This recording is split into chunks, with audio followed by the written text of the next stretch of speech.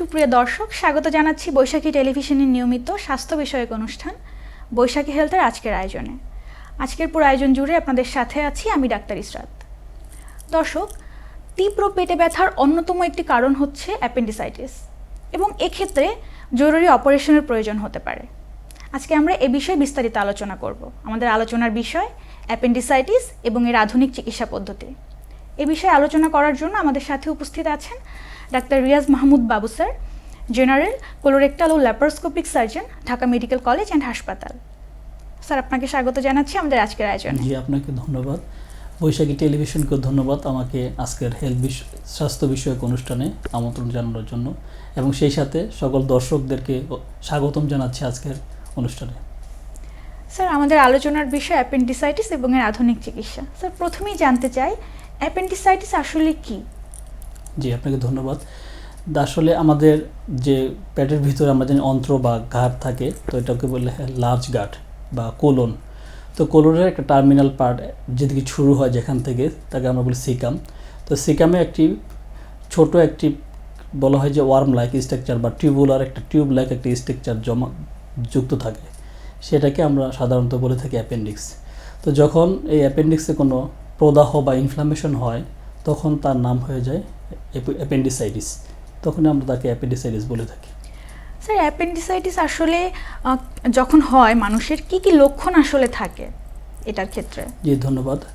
তো অ্যাপেন্ডিসাইটিসের যে লক্ষণগুলো দেখা যায়, যে সাধারণত আমরা পেন দিয়ে আমরা ব্যথা, রোগীরা সাধারণত কাদের এটা হয় যে ইয়ং অ্যাডাল্ট বা 20 থেকে 30 বছর বা 15 থেকে 20 বছর, অনেক সময় বাচ্চাদের হতে পারে। তো বাচ্চাদের হলে সেটা খুব ডেঞ্জারাস হয়, তো এই বয়সে বেশি হয়। তো রোগীরা কি বলে যে আমার ব্যথা কথাটা আগে বলে। কী ধরনের ব্যথা? অ্যাপেন্ডিসাইটিসের রোগীদের ব্যথাটা সাধারণত নাভির চারদিকে শুরু হয়, যাকে আমরা বলি পেরি আম্বিলিকাল কোলিকি পেন। খুব সিভিয়ার পেন হয়।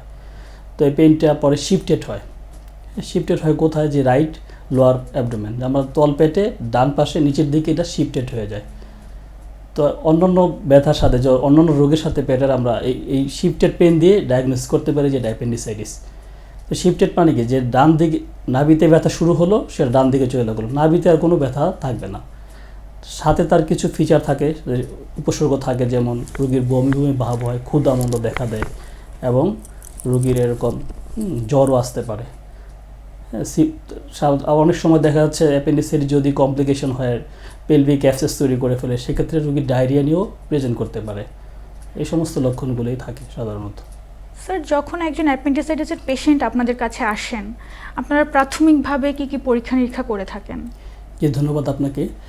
তো যখন অ্যাপেন্ডিসাইটিসের রোগীটা আসে, আমরা হিস্ট্রি নিই যে ব্যথা কয়দিনের, ব্যথাটার হিস্ট্রি নিয়ে যদি শিফটেড পেন সে বলে, তাছাড়া কোলিকি পেন কিনা, অ্যাপেন্ডিকুলার কোলিক, সিভিয়ার ব্যথা হয়, যে রোগী যদি হাঁটাচলা করে ব্যথা বাড়ে, রোগী যদি কাফ দেয়, কাশি হয়, ব্যথা বাড়ে, মুভমেন্ট করলে ব্যথা বাড়ে। ইভেন যে আমি বড় বড় স্যারদের দেখেছি, স্যাররা দূর থেকে দেখে বলে দেয় অ্যাপেন্ডিসাইটিসের ব্যথা। তা আমিও এটা এখন বলতে পারি আল্লাহর রহমতে, যে কিভাবে বলি, যে রোগী সোজা হয়ে হাঁটতে পারে না, যেই দিকে ব্যথা সেই দিকে কাত হয়ে থাকবে। যখন সে সোজা হয় তখন তার টান লাগে, এখানে মাংসপেশিতে টান পড়ে, তো ব্যথা হয় বেশি। তো সে ওই দিকে ঝুঁকে, ডান দিকে ঝুঁকেই হাঁটতে থাকে। তাহলে এই হাঁটা দেখে আমি বুঝতে পারি যে এটা অ্যাপেন্ডিসাইটিস।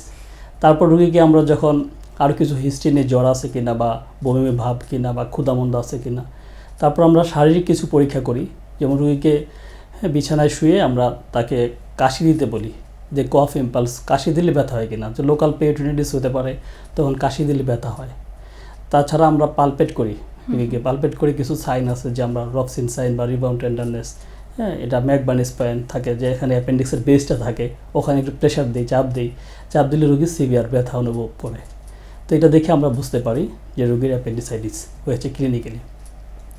স্যার, আর যদি আমরা চিন্তা করি ল্যাবরেটরির কিছু ইনভেস্টিগেশন, সেখানে কি কি হতে পারে? জি, ধন্যবাদ আপনাকে। তো যখন আমরা ক্লিনিক্যালি এটা কনফার্ম করি, তাছাড়া কিছু স্কোর আছে, অ্যালভেরাডো স্কোর নামে একটা স্কোর আমরা করে থাকি। তারপর আমরা চলে যাই কিছু টেস্ট, যেমন এটা কি অ্যাপেন্ডিসাইটিসের ব্যথা অথবা অন্য কোনো ব্যথা হতে পারে।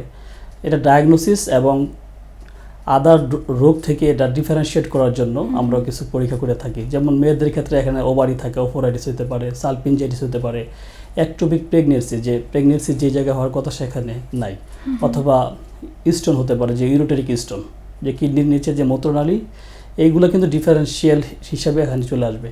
তো এগুলো এক্সক্লুড করার জন্য আমরা কয়েকটা টেস্ট দিয়ে থাকি। সাধারণত প্রথম আমরা সিবিসি কমপ্লিট ব্লাড কাউন্ট দিই। তো অ্যাপেন্ডিসাইটিস থাকলে আমরা বলি যে নিউট্রোফিলিক লিউকোসাইটোসিস হয়, শুধুমাত্র নিউট্রোফিল কাউন্টটা বেড়ে যায়, টোটাল কাউন্টও বাড়তে পারে এখানে। তারপর আমরা একটা আলট্রাসোনোগ্রাম হোল অ্যাবডোমেন দিয়ে থাকি। আলট্রাসোনোগ্রামে আদার প্যাথোলজি এক্সক্লুড করার জন্য যে একটুবি প্রেগনেন্ট আছে কিনা, বা তার অফারাইটিস, সালপিনজাইটিস বা অন্য কোনো ডিজিজ আছে কিনা, বা অ্যাপেন্ডিক্স বাস্ট হয়ে গেল কিনা, লাম্প হয়ে গেল কিনা, এটা দেখার জন্য একটি আলট্রাসোনোগ্রাম দিই। তো এরকম যদি মূত্রনালীর পাথর চিন্তা করি, সেক্ষেত্রে আমরা একটা এক্সরে কেউবি দিয়ে থাকি। সেই এক্সরে থেকে আমরা পাথর নেই সেটা এক্সক্লুড করে ফেলি। তাছাড়া ইউরিনে কোনো ইনফেকশন আছে কিনা, ইউরিন ইনফেকশন থাকলেও কিন্তু এরকম ব্যথা হতে পারে। তো সেক্ষেত্রে আমরা ইউরিনারি এই 4টি টেস্ট করে আমরা সাধারণত ডায়াগনোসিস করে ফেলতে পারি অ্যাপেন্ডিসাইটিস। স্যার অসংখ্য ধন্যবাদ। স্যার এই পর্যায়ে জানতে চাইবো অ্যাপেন্ডিসাইটিসের ক্ষেত্রে তাহলে আমাদের চিকিৎসা পদ্ধতি কী হতে পারে? যে অ্যাপেন্ডিসাইটিস আসলে যেহেতু এটি একটি যে এরকম রোগ যে এটা চিকিৎসা না করলে অনেক সময় মৃত্যু ঝুঁকিও হতে পারে, তাহলে অবশ্যই এটা আমাদের একটা কনসার্নিং ইস্যু। তো আমাদের অ্যাপেন্ডিসাইটিস হলে আমরা সাধারণত জানি অ্যাপেন্ডিসাইটিস 2 ধরনের হতে পারে, একটা অবস্ট্রাকটিভ, নন অবস্ট্রাকটিভ। অবস্ট্রাকটিভ অ্যাপেন্ডিসাইটিসকে বলা হয় ক্যাটারহ্যাল, বা এটা একটু ডেঞ্জারাস, ওখানে ইস্কিমিয়া হয়ে যায়, মানে রক্ত চলাচল বন্ধ হয়ে যায়। অ্যাপেন্ডিক্সের লুমেন, সেই লুমেন বন্ধ হয়ে গিয়ে ওটা রক্ত চলাচল বন্ধ হয়ে যায়, তাহলে সেক্ষেত্রে বন্ধ হয়ে গ্যাংগ্রিন হয়ে বাস্ট বা পারফোরেশন হতে পারে ওই অ্যাপেন্ডিক্সের টিপ বা বেজ। তো সেক্ষেত্রে অবশ্যই সার্জারি করে নেওয়া উচিত। তো আইডিয়াল টাইম বা সঠিক সময় কখন, ডাক্তারের কাছে আমরা কখন যাব? তো বলা হয়ে থাকে ম্যাক্সিমাম 72 আওয়ার্স পর্যন্ত এর মধ্যে সার্জারিটা করে নিতে হয়। তো আমরা দুইভাবে সার্জারি করতে পারি, যে ওপেন করে করতে পারি, যে মিনি ল্যাপারোটমি, একটা ছোট মিনি ল্যাপারোটমি করে ইনসিশন দিয়ে ডান দিকে, অথবা ল্যাপারোস্কোপিক্যালি আধুনিক চিকিৎসা 3টা ফুটো করে আমরা এই অপারেশনটা খুব সহজেই করতে পারি। তবে সবচেয়ে গুরুত্বপূর্ণ হচ্ছে যে রোগীকে খুব দ্রুত ডাক্তারের কাছে আসতে হবে, সার্জনের কাছে আসতে হবে। স্যার তাহলে কি অ্যাপেন্ডিসাইটিসের ক্ষেত্রে একমাত্র সমাধান সার্জারি, নাকি মেডিসিনও সম্ভব এটাকে? জি, আপনাকে অনেক ধন্যবাদ। আসলে যদি খুব অল্প পার্সেন্ট বা খুব কম সংখ্যক অ্যাপেন্ডিসাইটিস নন অবস্ট্রাকটিভ হয়, কিছু কোনো অবস্ট্রাকশন না হয়ে অ্যাপেন্ডিসাইটিস হতে পারে, সেই ক্ষেত্রে শুধুমাত্র একটু রোল আছে যে অ্যান্টিবায়োটিক্স, ভালো অ্যান্টিবায়োটিক্স ইউজ করলে সেটা ভালো হতে পারে। ঠিক আছে, তাহলে সেটা আমরা কীভাবে ডায়াগনোসিস করবো? যে উন্নত দেশে অ্যাপেন্ডিসাইটিসের ব্যথা, ধরেন আমেরিকাতে বা আপনার ইউরোপে, ওরা একটা সিটি স্ক্যান করে ফেলে। তো সিটি স্ক্যান যদি আমরা করে ফেলতে পারি, তাহলে অ্যাপেন্ডিক্সে কোনো অবস্ট্রাকশন আছে কি না সেটা আমরা খুব সহজেই জানতে পারি। যদি অবস্ট্রাকশন থাকে তাহলে must go for surgery.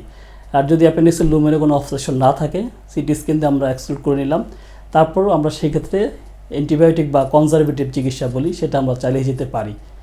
Otherwise যদি কেউ ব্যথার ওষুধ খায় বা অ্যান্টিবায়োটিক খায়, তাহলে তার ব্যথাটা বা উপসর্গগুলো সাবসাইড করে থাকবে, সুপ্ত অবস্থায় থাকবে, এগুলো কিন্তু হিতে অনেক বিপরীত হবে, পরে দেখা যাবে অনেক কমপ্লিকেশন হতে পারে দিস থেকে।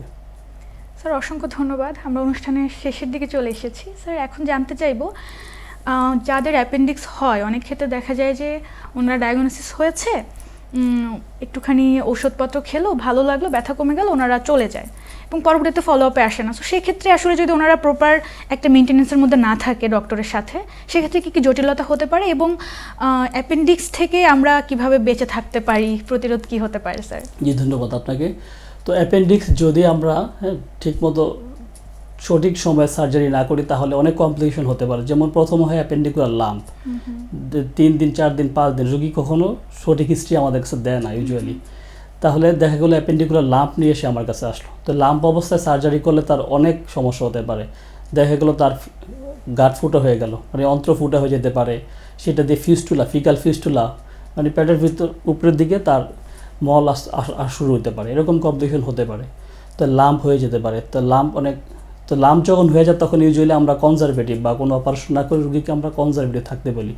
তারপর আমরা রুগীকে কিছু অ্যান্টিবায়োটিক, ব্যথার ওষুধ, অ্যান্টি ইনফ্লামেটরি ড্রাগস দেই। এগুলো সে সুস্থ হয়ে গেলে আমরা রুগীকে উপদেশ দিই, আপনি 1.5 থেকে 2 মাস পরে এসে আবার ইন্টারভাল অ্যাপেন্ডিসেক্টমি, এটাকে বলা হয় ইন্টারভাল অ্যাপেন্ডিসেক্টমি, আপনি করে নেবেন। সেক্ষেত্রে অবশ্যই আপনাদেরকে এখন যে গাইডলাইন আছে, গাইডলাইনে বলা হইতেছে যে আমাদের যে ACRS এর গাইডলাইন, যে যদি কোনো অ্যাপেন্ডিসাইটিস হয়, তাহলে অবশ্যই সে যদি 40 বছর হয়ে যায় বা 40-এর আশেপাশে থাকে, তাহলে অবশ্যই তাকে ইন্টারভাল অ্যাপেন্ডিসেক্টমি করিয়ে নিতে হবে। তাহলে অবশ্যই আপনাদেরকে সার্জনের কাছে সঠিক টাইমে সার্জন যখন বলবে আপনারা ফলো আপে আসবেন। তাছাড়া কীভাবে আমরা এটা কমিয়ে রাখতে পারি, এটা একই কথা যে আমাদের যদি কনস্টিপেশন হয় বা আমরা ফাইবার জাতীয় খাবার কম খাই তাহলে অ্যাপেন্ডিসাইটিস হওয়ার চান্স বেশি থাকে, ঠিক আছে। বা যারা ইমিউনো কম্প্রোমাইজ তাদেরও হতে পারে। তাহলে আমরা আমাদের খাদ্যাভ্যাস অবশ্যই চেঞ্জ করব, ফাইবার জাতীয় খাবার খাবো, বেশি করে পানি খাবো, এগুলো খেলে, অথবা অ্যান্টি হেলমিন্থিক অনেক সময় দেখা যাচ্ছে যে বোলাস অফ ওয়ার্ম, যে এন্টারোভিনাস ভার্মিকুলারিস কিছু ওয়ার্ম থাকে বা কৃমি, যে কৃমিটা ওখানে বোলাস হিসেবে লুমেনে অ্যাপেন্ডিক্সের লুমেনে জমে থাকতে পারে, তো ওখান থেকে অ্যাপেন্ডিসাইটিস হতে পারে। তাহলে আমরা 3 মাস অন্তর অন্তর অবশ্যই অ্যান্টি হেলমিন্থিক খেতে পারি এটা থেকে বেঁচে থাকার জন্য।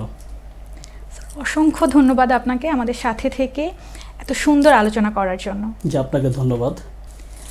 দর্শক, আজকের আলোচনা থেকে আপনারা এটা বুঝতে পেরেছেন অ্যাপেন্ডিসাইটিস কোনো অবহেলার বিষয় নয়, এটি একটি ইমার্জেন্সি কন্ডিশন। তাই যে কোনো ধরনের তীব্র ব্যথাকে অবহেলা না করে ডাক্তারের শরণাপন্ন হন। আপনাদের সকলে সুস্বাস্থ্য কামনা করছি। পরবর্তী অনুষ্ঠান দেখার আমন্ত্রণ জানিয়ে শেষ করছি আজকের মতো।